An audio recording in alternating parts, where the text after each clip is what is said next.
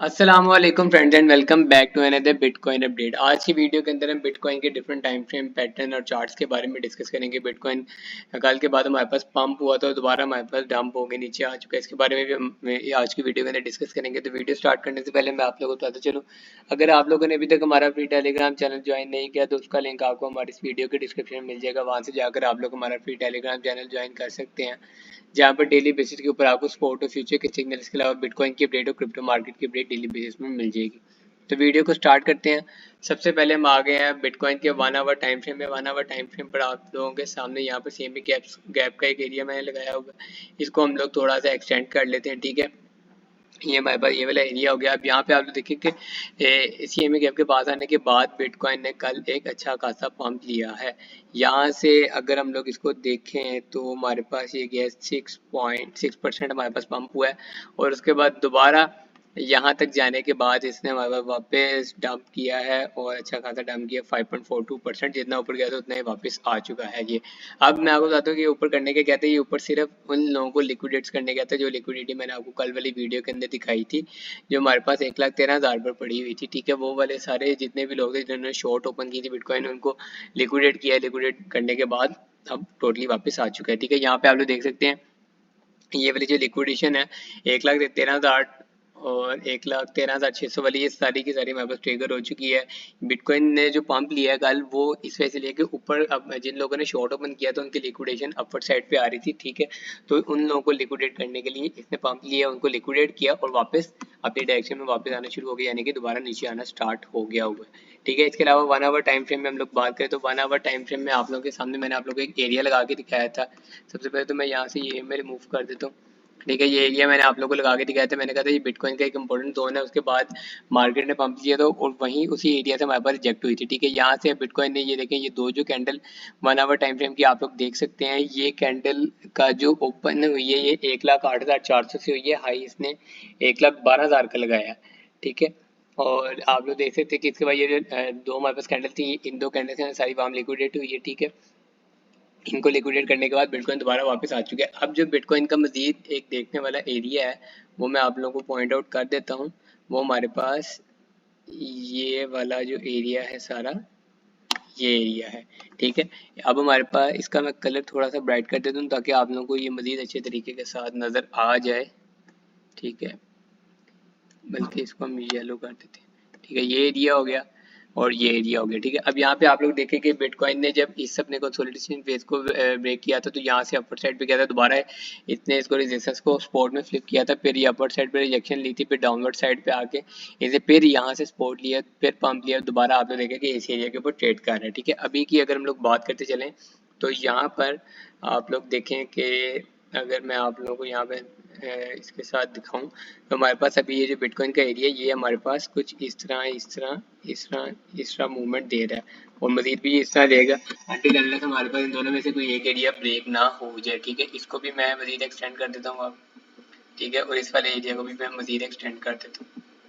अब यहाँ पे हमारे पास सीन किया कि अगर फॉर एग्जांपल बिटकॉइन अपना ये वाला एरिया ब्रेक कर देता है, ये जहाँ पे अभी है इसको ब्रेक कर देता है और यहाँ से नीचे आना स्टार्ट हो जाता है, तो ये इसका अगर ये इसको ब्रेक करता है तो ये अपना पहले प्रीवियस लो इसको ब्रेक करेगा 1,03,000 वाला।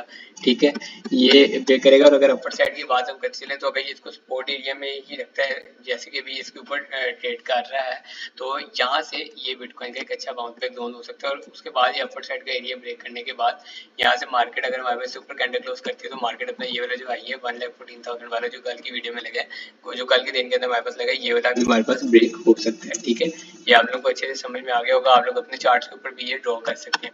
इसके अलावा 1 आवर टाइम फ्रेम की बात करते चले तो 1 आवर टाइम फ्रेम में भी सबसे पहले ये में हम लोग रिमूव कर लेते हैं। यहाँ पर आप लोग देखें कि वही एरिया हमारे पास इंपॉर्टेंट है जो भी मैंने आप लोग को मार्कआउट करके दिया है। ठीक है, यहाँ पर भी हम लगा लेते हैं, इसको हम लगा लेते हैं यहाँ से, ये एरिया हमारे पास है। ठीक है, अब ये वाला जो एरिया है, ठीक है, जहाँ पर हमारे पास लास्ट वीक थी उसमें हमारे पास 1,04,000 वाला 1,04,859 वाला है। ठीक है, अब यहाँ पर आप लोग देखिए कि अगर ये एरिया ब्रेक होता है तो हमारे पास ये वाला जो 1,04,000 वाला ये हमारे पास इजीली टारगेट ट्रिगर हो जाएगा। ठीक है। अब आप लोगों ने कैसे चीज का हिसाब लगाया करना है कि बिटकॉइन इस एरिया के अंदर अभी इस टाइम ट्रेड कर रहा है, तो आप इसका सबसे बेहतर तरीका ये है कि आप लोग सपोर्टर सबसे चार्ट पे ड्रॉ करके रखेंगे, जिसमें मैंने आप लोगों को लगा के दिया है। आप लोग अपने से भी अपने चार्ट पे लगा सकते हैं और प्रीवियस हाइज और लोज भी मार्क कर सकते हैं अपने चार्ट पे, जिस टाइम फ्रेम के ऊपर आप लोग ट्रेड वगैरह करते हैं। ठीक है। अब ये वाला बिटकॉइन का एरिया बहुत ज्यादा इंपॉर्टेंट है। मैं अब यहाँ पे आप लोगों को क्लियर बताया था कि अगर बिटकॉइन यहाँ से नीचे कैंडल क्लोज करता है तो ये वाला एरिया सबसे पहले जाएगा। उसके बाद नेक्स्ट हमारे पास, इसको हम एक मिड मिड एरिया भी रख लेते हैं, ये वाला एरिया। उसके बाद जो लास्ट हमारे पास होगा वो ये वाला पॉइंट होगा। ठीक है। ये तीनों पॉइंट्स आप लोग ध्यान में रखिए। ठीक है। अगर वो भी इनकेस अगर यहाँ से ये इसको ब्रेक कर देता है, अगर इसको ब्रेक नहीं करता, अपर साइड को ब्रेक कर देता है, तो हमारे पास ये वाला एरिया, उसके बाद ये वाला एरिया, फिर ये वाला एरिया। ठीक है। ऐसा करते करते बिटकॉइन यहाँ से हमारे पास एक अपवर्ड मोमेंटम की तरफ जाना स्टार्ट हो जाएगा, यानी कि हमारे पास न्यू ऑल टाइम हाई लगने के चांसेस भी बहुत ज़्यादा हो जाएंगे। इसके अलावा डेली टाइम फ्रेम की बात कर चलें तो डेली टाइम फ्रेम में भी हम लोग यहाँ से पहले इसको रिमूव करते हैं। अब यहाँ पे आप लोग देखिए कि मैंने आप लोगों को डेली टाइम फ्रेम के अंदर एक ट्रेंड लाइन लगा कर दिखाई हुई थी कि ये जो ट्रेंड लाइन है, हम लोग समझ रहे थे कि फॉर एग्जाम्पल अगर ये जो हमारे पास डेली टाइम फ्रेम की कैंडल है ये इससे ऊपर जाकर क्लोज हो रही थी, तो हम लोग समझते कि इसने ट्रेंड लाइन को अपर साइड की तरफ ब्रेक कर दिया, तो हमारे पास ये डाउनवर्ड साइड की मेरे पास जो पोजीशन थी मैंने इनको खत्म कर देना था, ये जो ऑर्डर्स लगे हुए थे। ठीक है। लेकिन अब आप लोग देखिए कि दोबारा हमारे पास पहले ये वाली हमारे पास मंडे वाली कैंडल गई थी इससे ऊपर, लेकिन उसने भी इससे ऊपर क्लोजिंग नहीं दी। उसके बाद कल वाली कैंडल भी गई है, वो भी ऊपर विक छोड़ के आके दोबारा इस ट्रेंड लाइन के नीचे क्लोज हुई है। ठीक है। इसी एरिया में तो अब आप लोग यहाँ पे देखें कि अभी भी हमारे पास मार्केट इस ट्रेंड लाइन से नीचे ट्रेड कर रही है, तो मार्केट के लिए जब तक मार्केट इस ट्रेंड लाइन से नीचे है तो ये वाले जो इसके एरिया है 1,02,300, 1,01,200, 99,000 वाला ये एरिया, ये इसके लिए ट्रिगर करना बहुत ही ज्यादा ईजी है, क्योंकि अभी ये इसके नीचे ट्रेड कर रही है। जब ये इससे ऊपर जाएगी डेली टाइम फ्रेम के ऊपर जाने के डेली टाइम फ्रेम की 1-2 कैंडल इस पॉइंट तक भी आगे क्लोज हो जाए 1,11,000, 1,12,000 के राउंड अबाउट, तो हम लोग यहाँ से इसके अपर साइड के सिनेरियोस बनाना स्टार्ट करेंगे, ये वाली लिमिट्स रिमूव करके न्यू अपॉर्चुनिटीज ढूंढना स्टार्ट करेंगे। ठीक है।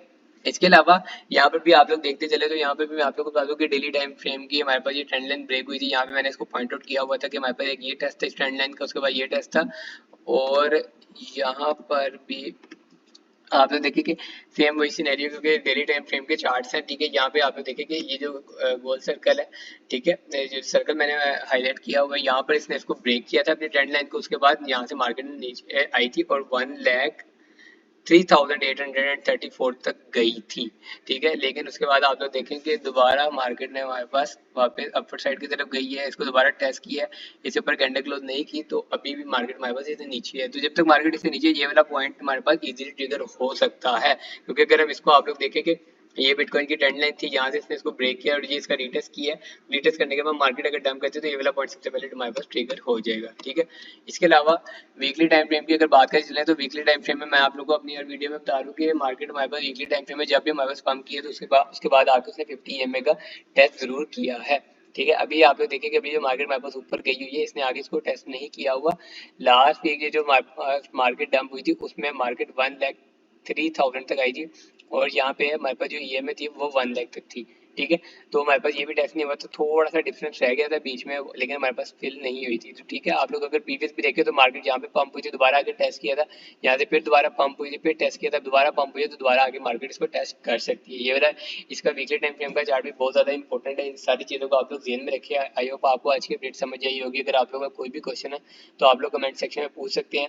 वीडियो पसंद आई हो तो वीडियो को लाइक करें, चैनल को सब्सक्राइब नहीं किया हो तो काइंडली चैनल को सब्सक्राइब करें। वेट कीजिएगा नेक्स्ट वीडियो का, तब तक के लिए अल्लाह हाफिज।